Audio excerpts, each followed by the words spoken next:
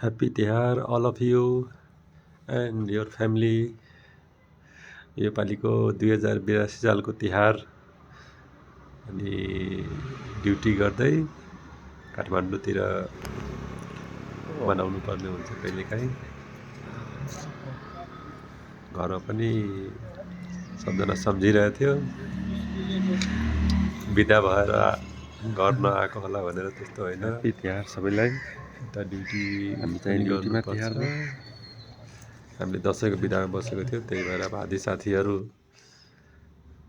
घर जानु पर्यो उहाँहरूले तिहारमा। म चाहिँ दसैँमा गएको थिएँ, त्यही भएर हामी जहाँ छौँ त्यहीबाट राम्रोसँग तिहार मनाऊँ। सबैलाई सम्झना।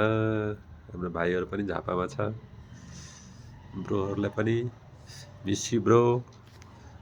अनि मेरो बुढीलाई पनि happy Tihar. Thank you so much for watching our YouTube channel. अनि यति माया दिनुभएकोमा धन्यवाद।